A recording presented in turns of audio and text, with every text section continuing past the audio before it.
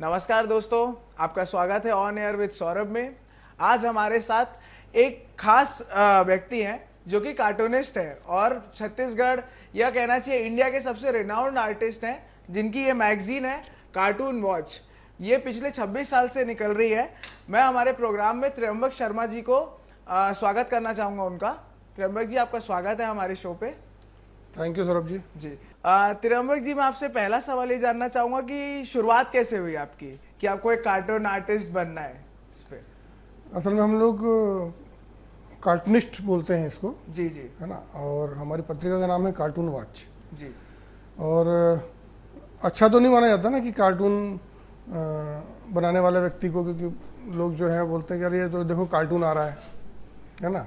आज तुम्हारे दोस्त लोग भी खिंचाई करेंगे कि सौरभ जो है एक कार्टूनिस्ट का इंटरव्यू ले रहा है, और फिर वो ये भी खिंचाई करेंगे कि देखो एक कार्टून दूसरे कार्टून का इंटरव्यू ले रहा है ना।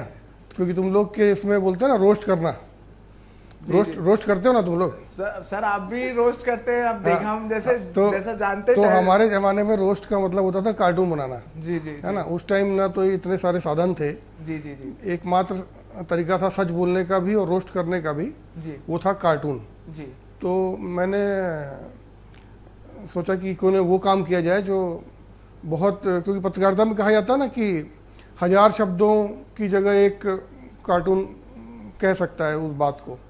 तो 1000 शब्द लिखने की ऊर्जा, 1000 शब्द पढ़वाने की ऊर्जा, और फिर उसके बाद उसका समय, वो सब पूरा बचता है। तो मुझे लगा कि ये साधन ज़्यादा अच्छा है जिसमें हम कम ऊर्जा में कम समय में अपनी बात कह सकें। तो इसलिए मैंने कार्टून का माध्यम चुना। सो त्र्यंबक जी, जैसे कार्टून आर्टिस्ट से लोग डरते हैं, तो आपसे भी लोग ऐसे डरते हैं क्या कि पता नहीं हमारा ना कार्टून बना दे कल को?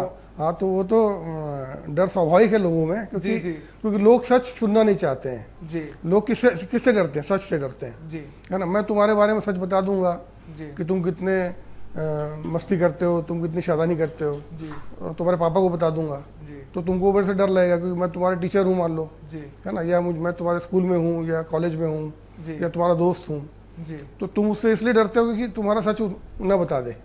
तो सच बताना जो है वो कार्टून ही एक माध्यम रह गया है आज के दौर में। जो सच कैसे कहें, तो सच को सिर्फ मजाक में कहा जा सकता है। तो अपन जो हंसी मजाक करते हैं आपस में, तो असल में हम सच बोलते हैं और उसको हंसी में कन्वर्ट करते हैं ताकि बुरा भी ना लगे और सच भी बोल दें। तो वैसे लोग कार्टून को बहुत पसंद करते हैं, तब तक पसंद करते हैं जब तक बहुत व्यक्तिगत ना हो। तो हम लोग उससे बचते हैं कि व्यक्तिगत किसी की निंदा नहीं करते हैं हम लोग, क्योंकि गांधी जी ने कहा था कि पापी से घृणा मत करो, पाप से करो। तो हम लोग जो है पाप के बारे में कार्टून बनाते हैं, पापी के बारे में कम बनाते हैं। ठीक है। तो इसलिए लोगों को डर वैसे कम है, क्योंकि मैं बिलो द बेल्ट काम नहीं करता हूँ। जी। आप अच्छे खासे इंग्लिश मीडियम के स्टूडेंट रहे हैं, पढ़ने में भी अच्छे थे, तो फिर भी मतलब कार्टूनिस्ट बनना, मतलब कैसे घर वाले कैसे तैयार हुए? मतलब जब इतना सब अच्छा था, आप पढ़ने में भी अच्छे थे और इंग्लिश मीडियम भी था। हाँ, वो असल में क्या है, वो डेस्टिनी बोलते हैं ना। हाँ। और एक तो हम लोग क्या ब्राह्मण परिवार के हैं जी। तो एक कटाक्ष की क्षमता हम लोगों में पैदाइशी होती है ना, सीधे किसी भी चीज़ का विश्लेषण कर देना या वो, और कविता साहित्य सब में रुचि थी। जी। तो मेरी असल में थी पत्रकारिता में रुचि। तो पत्रकारिता करने ही में गया था, लेकिन अखबारों में मुझे वो इंग्लिश मीडियम देख के मुझे मार्केटिंग में रखने लग गए। और इस तरह से एक यात्रा चली। तो देशबंधु, नवभारत, भास्कर, तो नवभारत में मुझे मौका मिला कि एक क्लाइंट ने कहा कि मुझे कार्टून या कॉलम चाहिए जिसमें मैं विज्ञापन दूंगा रोज। तो वहाँ से मुझे आइडिया है कि ये तो मैं बना सकता हूँ, क्योंकि वैसे ही हम लोग मूलतः आलसी लोग हैं। आलसी का मतलब होता है कि जो हम शारीरिक मेहनत कम करना चाहते हैं, मानसिक मेहनत हमारी ज़्यादा होती है, बुद्धिजीवी लोग होते हैं। तो हम लोग चाहते हैं कि कम समय में कम ऊर्जा में काम हो, जैसे मैंने पहले बोला। तो मुझे कार्टून पसंद था, तो मैंने स्टार्ट किया फिर उससे। तो घर वालों को तैयार करना थोड़ा सा शुरू में मुश्किल था, बाद में समझ गया कि ये तो कार्टून ही है। मैं आपका काम देख रहा था, आपका काम जो किताब है आपकी ये देख रहा था मैं, आपका काम सचमुच बहुत कमाल का काम है जो आप कर रहे हैं। तो आप खुलेआम लोगों को एक क्या कहना चाहिए, महामूर्ख का ताज पहना देते हैं। तो थोड़ा बताएंगे कि कैसे आता है विचार कि मतलब किसको पहनाया जाए महामूर्ख का ताज? ये असल में सम्मेलन हमने शुरू किया था कार्टून वॉच ने भिलाई से जी। और तुमको बता दूं कि अभी जो वर्तमान में मुख्यमंत्री हैं भूपेश बघेल जी जी जी जी वो परिवहन मंत्री थे उसमें मध्य प्रदेश के, तब हमने उनको तो ताज पहनाया था। तो ऐसे ही हमने लगभग बहुत सारे, रमेश बैस जी जो अभी गवर्नर हैं उनको भी हमने रायपुर में ये ताज पहनाया था। तो ये कंसेप्ट हमारा क्या वैचारिक काम है पूरा जी। हमारा कहना है कि जो बड़े से बड़ा आदमी है वो भी मूर्खता करता है, और आज मूर्खता जो है वो जो जैसे तुम अच्छा काम कर रहे हो जी, तुम सीधे साधे हो, भोले भाले हो मेरे जैसे, तो तुमको लोग बोलेंगे कि यार ये तो मूर्ख है। क्यों? क्योंकि आप प्रैक्टिकल नहीं है या आप समाज के अनुसार उतने ज़्यादा चालाक नहीं हुए जी। तो वैसे ही जो भी अच्छा कार्य है वो मूर्खता में गिना जाने लगा। तो हमने सोचा कि जो भी बड़ा आदमी है वो जो अच्छे काम करता है उसके कारण उसको ये सम्मान दिया जाए। और महामूर्ख सम्मेलन की हमने शुरुआत की। कार्टून वॉच चूँकि हमारी पत्रिका भी उसी तेवर की है तो हमने वो महामूर्ख सम्मेलन भी साथ में शुरू किया, और वो आज एक अच्छी खासी फहरिस्त है उसमें, और लोग उसमें आना चाहते हैं, उसमें वो अवार्ड लेना चाहते हैं जी। देश के एक मात्र कार्टून पत्रिका जो आप निकाल रहे हैं, पिछले 26 साल हो गए, तो आपको कैसा लगता है, कैसा महसूस होता है? और अभी तक जो आपकी जर्नी है तो कैसा अनुभव रहा आपका? अब ये तुम लोग जो टीवी वाले लोग हो ये प्रश्न जरूर करते हो जी। है ना, बारिश में आदमी जो है डूब रहा है, आप उससे आके पूछते हो कैसा महसूस कर रहे हो है ना, वो क्या बोलेगा कि अरे भाई मैं तो भीगा हुआ महसूस कर रहा हूँ है ना। तो खैर ये तो ही हंसी मजाक, और मेरे लिए सफलता की बात है कि 25 साल हमने पूरे किए थे। तो हम इंडिया टुडे ने हमारे बारे में छापा जी। और पूरा एक पृष्ठ हमारे बारे में दिया कि एक पत्रिका के बारे में एक बड़ी पत्रिका ने छापा पूरा, तो ये हमारे लिए सम्मान का विषय था। 25 साल हमने पूरे किए। तो राजभवन में हमने वो कार्यक्रम किया, दरबार हॉल में, जहाँ सामान्यतः आम नागरिक को कार्यक्रम करने का मौका नहीं मिलता है।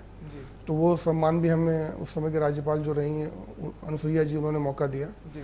तो एक तसल्ली होती है, संतोष होता है कि हाँ मैं जिस कार्य को लेकर चला था, जिसको लोग बोलते थे कि ये कितने दिन कर पाएगा, कब बंद हो जाएगी, अभी भी लोग ये पूछने से बाज नहीं आते हैं कि अच्छा पत्रिका चल रही है कि बंद हो गई। तो हमारा एकमात्र काम ऐसा है जिसको लोग पूछते हैं कि बंद तो नहीं हो गया। तो उस लिहाज से अगर हम 27वें साल में प्रवेश कर रहे हैं तो ये हमारे लिए अपने आप में उपलब्धि है और हमें इसकी तसल्ली है जी। तो आपने कार्टून पत्रिका को इतनी भी ऊंचाइयों में पहुंचाया, इसका श्रेय आप किसको देना चाहेंगे? इसका श्रेय असल में मैं चाहता हूँ कि मेरे परिवार को और मेरे जितने शुभचिंतक हैं, आप लोग की तरह जो मित्र हैं जी। और जिन्होंने मेरे इस जुनून को समझा, और वर्तमान सरकार, पिछली सरकार, और जितने मुख्यमंत्री रहे हैं हमारे यहाँ, अजीत जोगी जी सबसे पहले मुख्यमंत्री थे, वो हमारे कार्यक्रम में आए थे जब आर के लक्ष्मण जी को मैंने बुलाया था। फिर उसके बाद रमन सिंह जी हर कार्यक्रम में आते रहे हैं, भूपेश बघेल जी भी इसमें पूरा सहयोग करते हैं। तो ये लोगों ने देखा कि ये एक बहुत अच्छा काम हम कर रहे हैं और हमारा एक जुनून है, तो लोगों का सहयोग मिलता रहा और मैं इसमें ईश्वर का भी धन्यवाद देता हूँ। तो हमने देखा कि देश के बाहर लंदन जैसे जगह पर भी आपने कार्टून की प्रदर्शनी लगाई, तो इसके बारे में आप क्या कहना चाहेंगे? वहाँ कैसा अनुभव था? जो इंडिया की जनता है और जो वहाँ के लोग हैं उनमें क्या फ़र्क है बेसिकली? एक हाँ, वहाँ लंदन जब मैं गया तो वहाँ हमें एक तो ये था कि हमें अंग्रेजी में ही कार्टून बना के ले आना था जी। और मैंने पूरी एक सीरीज़ बनाई थी अपनी, life is a joke. Life is a joke का मतलब था कि हमने लाइफ का पूरा मैंने एक अपनी वो बनाई थी सीरियल जैसे जी जी, कि जिसमें स्टार्ट होता है कि जब हम पैदा होने के पहले हम आत्मा होते हैं जी। तो आत्मा जो है विश्व पूरे पृथ्वी को देख के सोच रही है कि मैं किस देश में जाऊंगी जी। और यहाँ से वो यात्रा शुरू होती है और आखिरी में जब तक उसकी शव यात्रा होती है तब तक कितने वो हंसी मजाक उसके जीवन में होते हैं, इसलिए लाइफ इज़ ए जोक मैंने उसको बनाया था। तो लंदन में उसका बहुत अच्छा 15 दिन वो प्रदर्शनी चली थी। और उसके अलावा मैंने जितने इंडिया के जितने कार्टूनिस्ट हैं सबके कार्टून के भी एक एक कार्टून वहाँ डिस्प्ले किए थे ताकि पूरे विश्व अपने भारत के लोगों का वहाँ पर परिचय हो जाए जी। तो एक अच्छा ह्यूमर मैंने मतलब वहाँ का ह्यूमर अलग होता है उससे, लंदन का ह्यूमर, यूके का ह्यूमर अलग होता है, लेकिन वो हमारे ह्यूमर उससे ज़्यादा अच्छा है, ये मैंने वहाँ बताया जी। एक चीज़ जो ऐसा लगता है कि जो लोग यूके में हैं तो वो सारी सभ्यता को ज्यादा जो मैटर था वो अपने साथ लेकर वहां चले गए। तो ऐसा मतलब दुनिया में ऐसा लोगों का कहना है कि वहां के लोग काफी टैलेंटेड होते हैं और उनको क्रिएटिविटी की समझ है, तो क्या ऐसा सच में है? भाई वहाँ जितने टैलेंटेड लोग हैं वो इंडिया से ही तो गए हैं। हाँ। पहले क्या होता था, पहले हमारे यहाँ ज़्यादा अभी जितना अवसर है वैसे अवसर नहीं थे पहले जी। तो जो अच्छा ब्रेन ड्रेन बोलते हैं इसको, तो अच्छे ब्रेन वहाँ चले जाते थे, क्योंकि भाई जहाँ उनका उपयोग होगा वहीं जा पाएंगे ना जी। भाई आज जितने भी साइंटिस्ट हैं गूगल में आप देखिए इंडियन लोग हैं, जितने भी बड़े बड़े काम हो रहे हैं सब में इंडियन ब्रेन ही है। तो इसलिए वो ये कहें कि हमारा ब्रेन है, वो नहीं, ब्रेन तो हमारा ही है ना। जैसे कोहिनूर हमारा वहाँ पर है। हाँ। कोहिनूर का हीरा मैंने देखा कि भाई हमारा हीरा वहाँ पर दिखा के डिस्प्ले करके हमको ही पैसा देना पड़ रहा है। हाँ। 2,500 रुपये मैंने दिए कोहिनूर को देखने के लिए, तो अपना ही कोहिनूर हमको 2,500 में देखने को मिल रहा था। तो ये है कि हमारी चीज़ें वो लोग या तो चुरा के ले गए और या फिर बाद में उन्होंने बोरो किया। जी। तो अगला सवाल ये है कि आप फ्रांस भी आप गए थे जहाँ 9 कार्टूनिस्ट को गोलियों से भून दिया गया था, तो आपको डर नहीं लगा उस टाइम वहां पर कि ऐसा मेरे साथ भी हो सकता है? हाँ वो डर तो रहता ही, क्योंकि वो देश ऐसा है फ्रांस, अभी भी वहाँ दंगे हो रहे हैं। जी जी। होते रहते हैं होते ही रहते। तो वहाँ पर, लेकिन वहाँ के जो कार्टूनिस्ट हैं वो भी उसी तेवर के हैं जी। मगर आपको आश्चर्य होगा कि वहाँ 9 कार्टूनिस्टों को 12 लोगों को मारा गया था, जिसमें 9 कार्टूनिस्ट थे और 3 सुरक्षा गार्ड थे, 3 या 4। तो उसके बाद सामान्य लोगों को क्या लगेगा कि वो शार्ली हेब्डो जो पत्रिका थी वो बंद हो जाएगी या लोग उससे डर जाएंगे जी। लेकिन ऐसा नहीं हुआ। और अभी वो लोग जो हैं उसी तेवर के साथ वैसे ही काम कर रहे हैं जी। क्योंकि उनका जो जुनून है, उनकी जो मांग है कि हर चीज़ ह्यूमर के श्रेणी में आती है जी। और वो हर चीज़ को दिखा सकते हैं, ये उनका राइट है। जी। तो वहाँ पर मैं जाके उनकी विधवाओं से भी मिला, उन लोगों से भी मिला, और डर तो तब तक नहीं लगता है जब तक आप कुछ गलत काम करें। जी। तो हमने अभी तक ऐसा कोई काम नहीं किया जिससे हमको डर लगे। एक और जो आजकल चलन चला है एआई का, आर्टिफिशियल इंटेलिजेंस का, तो आजकल जैसे अभी मैं रिसेंटली एक टैटू आर्टिस्ट के पास गया था, मैं काफ़ी अच्छा फ्रेंड है बॉम्बे में, तो उससे मैंने पूछा कि अभी नई चीज़ क्या आ रही है करके, तो उनने कहा कि हम एआई को बताते हैं कि ऐसा ऐसा करें और वो उसकी डिज़ाइन बना देता है। तो आपको क्या लगता है कि AI is a like plus point और अ माइनस पॉइंट, और आप इसको कैसे देखते हैं? एआई बहुत बड़ा खतरा तो है जी। क्योंकि इससे क्या होगा कि हम अभी तक जो शारीरिक रूप से आलस्य में आ गए हैं, जैसे हमारे पास गाड़ी है आज, जी। पहले हम साइकिल चलाते थे, जी। बैलगाड़ी में चलते थे, आज अपने पास साधन फास्ट है, जी। उपलब्ध है, तो हम उसका उपयोग करते हैं।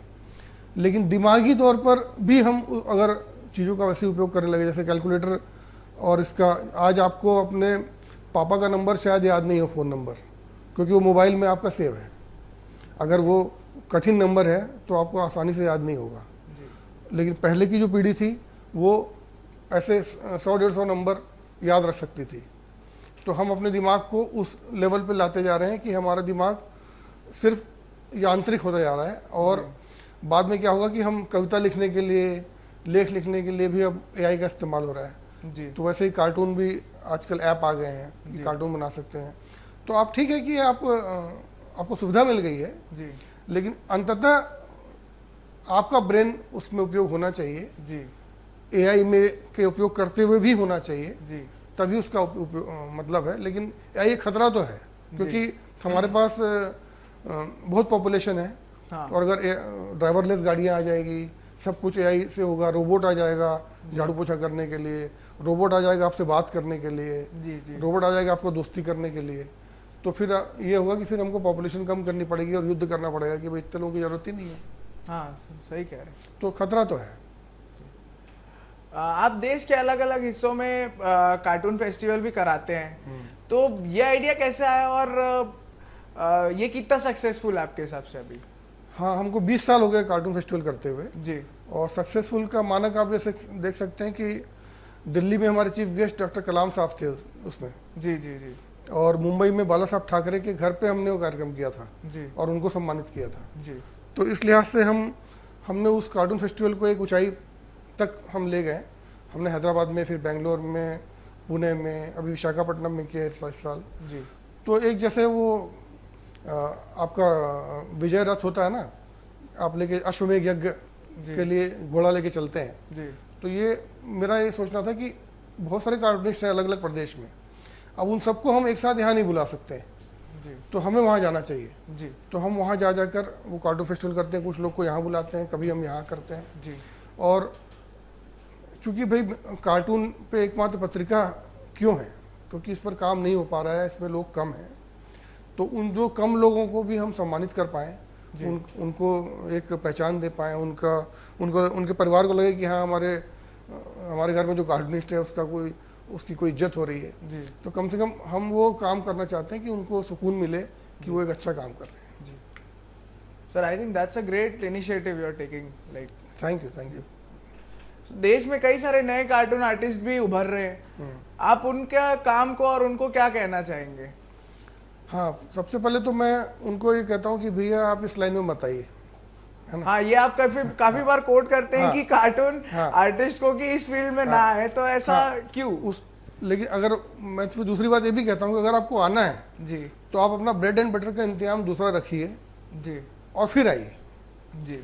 अगर आप इसमें ब्रेड एंड बटर का इंतजाम के लिए सोच रहे हैं तो फिर आपके परिवार को भी तकलीफ हो सकती है, आपको तकलीफ हो सकती है। हाँ, क्योंकि इसमें अखबारों में आजकल कार्टूनिस्ट की जगह कम होती जा रही है, जी, है ना। अब वही जो एआई की तरह चीज़ें इस्तेमाल हो रही है, अब लोग फेसबुक से उठा के कार्टून छाप लेते हैं किसी का, फेसबुक में आप डाल दीजिए, लोग लाइक कर देंगे, लेकिन पैसा तो मिलेगा नहीं। जी। तो मैं उनका भविष्य खराब नहीं करना चाहता। जी। तो उनको इस सत्य से, क्योंकि हमारा काम सच कहना है। जी। तो चाहे हम समाज के लिए कहें, चाहे अपने लोगों के लिए कहें, जी। हम सच ही कहेंगे। जी। तो सच का तात्पर्य वही है कि आप तभी इस फील्ड में आइए जब आपके अंदर पागलपन हो, जुनून हो, आपको लगे कि मुझे यही काम करने में आनंद आता है जी। और मैं इसके अलावा कुछ नहीं कर सकता, तो फिर आप बिल्कुल इस लाइन में आइए। लेकिन अगर आपके पास दूसरा कोई भी ऑप्शन है, आपके अंदर सेकंड थॉट है कि मैं ये नहीं तो ये कर लूँगा, तो मेरा कहना है कि पहले आप वो कर लीजिए और साथ साथ ये करते रहिए हॉबी के रूप में। जी। तो देखा जाए तो कार्टून सच बोलता है, एंड सच कड़वा होता है। सो कई लोग नाराज होते हैं, आपको किसी नाराजगी ऐसी याद हो या जो ऐसा किस्सा आप हमको या और जनता को शेयर करना चाहें? हाँ, बहुत पहले हमारे एक राज्यपाल हुए थे छत्तीसगढ़ में, वो हमारे एक लेख से नाराज हो गए थे। जी। वो लेख था, विनोद शंकर शुक्ल जी ने लिखा था, उनकी डेथ हो गई। जी। जी। तो वो स्वप्न साक्षात्कार लिखते थे। स्वप्न साक्षात्कार का मतलब कि मैंने आपको सपने में बुलाया और आपका इंटरव्यू ले लिया, अच्छा, है ना।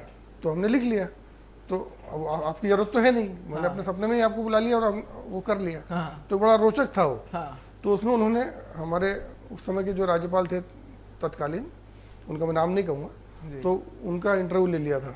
जी। तो वो थोड़ा उससे आहत हो गए थे कि मेरा इंटरव्यू स्वप्न वाले में ले लिया गया, लाइक दैट। तो फिर बाद में उनको मना लिया गया। जी। तो कि ये हास्य है, ये उसमें चलता है करके। तो कुल मिला के सच कहना किसी को भी गलत लगता है, चाहे बच्चा भी हो, छोटा बच्चा भी हो, उसको आप चोरी पकड़ लेंगे तो वो नाराज़ होगा। जी। तो सच कहने का हमारा माध्यम है। जी। तो हम ऐसा सच कहना चाहते हैं जिससे सामने वाले को पीड़ा ना हो। जी। और वो इतना दुखी ना हो जाए कि वो हमको मारने आ जाए या वो आत्महत्या करने चला जाए। जी। है ना, वो दोनों एंड पे ना हो। जी। तो वैसा हम ख्याल रखते हैं और सच बोलने का, सच को एक मीठी गोली की तरह दिखाने का प्रयास करते हैं। जी। और कुछ एक आखिरी सवाल आपसे कि आप आजकल के यूथ को क्या कहना चाहेंगे, एक मैसेज जो आप देना चाहेंगे? हाँ, यूथ को ये कहना चाहता हूँ कि अब उनको खुद पे हंसना सीखना होगा। जी। क्योंकि हमारा जो मुख्य ध्येय है कार्टून वॉच का, जी, वो है कि आप स्वयं पर हंसें। भाई जब आप स्वयं पर हंस लेंगे तो फिर दूसरे आपके ऊपर हंसेंगे तो कोई दिक्कत नहीं होगी। जी। जैसे मेरे बारे में शुरू में ही कहा कि भाई कई लोग मुझे अपने फ़ोन में कार्टून के नाम से सेव कर सकते हैं। जी। है ना, क्योंकि त्र्यंबक शर्मा लिखने में थोड़ा उनको कठिन होगा, तो इजी वे क्या है, कार्टून वॉच लिख लो या कार्टून लिख लो या कार्टूनिस्ट लिख लो। जी। है ना। तो लेकिन अधिकतर फिल्मों में आपने देखा होगा कि हीरोइन बोलती है कि वो कार्टून टाइप का आदमी से मैं शादी कैसे करूँगी। तो कार्टून को हमेशा इस परिप्रेक्ष्य में रखा जाता है कि वो हास्य या और निम्न स्तर का है। जी। है ना। तो जब आप उसके लिए तैयार हो जाते हैं कि हाँ मुझे कार्टून भी कह सकते हो, मैं हंस सकता हूँ जी तो वैसे ही आज स्टैंड अप कॉमेडियन लोग आ गए हैं जी आज इतना फ्रस्ट्रेशन लेवल बढ़ गया है, इतना इमोशनल लोग कम होते जा रहे हैं, जी प्रैक्टिकल होते जा रहे हैं। तो आपने देखा होगा कि नोएडा या उधर जो है बहुत ज़्यादा स्टैंड अप कॉमेडियों का शो होता है, जी क्योंकि वो इतने सब बड़े बड़े मल्टीनेशनल में काम करते हैं और बहुत प्रेशर में रहते हैं। जी जी तो अपने ऊपर हंसना जब हम शुरू कर लें और देश के लिए भी सोचें और अपने परिवार के लिए सोचें, ये यूथ से मेरा आग्रह है कि इमोशनल भी हों और प्रैक्टिकल भी हों। त्र्यंबक जी, आप हमारे साथ हमारे शो में जुड़े, उसके लिए बहुत बहुत शुक्रिया आने के लिए हमारे स्टूडियो में। Thank you Saurabh ji. जी दोस्तों, अगली बार अगर आप चाहते हैं कि मैं किसी को अपने इंटरव्यू में बुलाऊं तो आप प्लीज़ ये जो नीचे सजेशन लिंक है इसमें आप मेल कर सकते हैं और आप मुझे रीच आउट कर सकते हैं। आज का एपिसोड देखने के लिए आपका शुक्रिया। देखते रहिए एशियन न्यूज़। मैं सौरभ मिश्रा, नमस्कार।